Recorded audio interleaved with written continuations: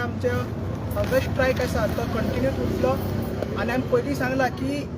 जे महायुद्ध आतां दुसऱ्या फेजान वयतले म्हणून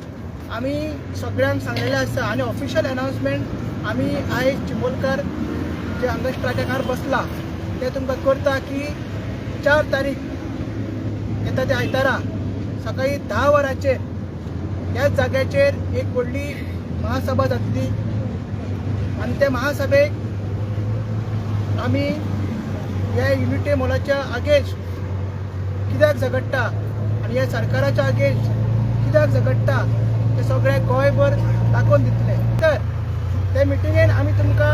फुडलो कोर्स ऑफ एक्शन फुडें आमी कितें करपाचें आसा जशें की गोवन बाबान सांगलां की 8 तारीख पर्यंत आमची जी हें आसा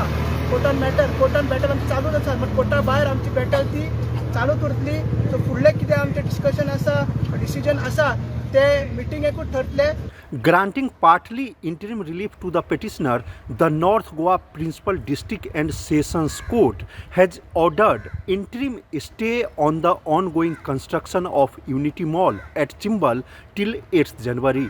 The court is scheduled to hear the main petition on 8th January, in which the petitioner has challenged the order of the Director of Panchayat upholding the video's order directing the Chimbal Village Panchayat to issue construction license to GTDC for the construction of Unity Mall. Meanwhile, the Panchayat has already issued construction license to GTDC, which is now subject matter of the main petition here before the Principal District Court. The court has directed respondent GTDC to maintain the status quo till 8th January. Mukesh Kumar for Prudent.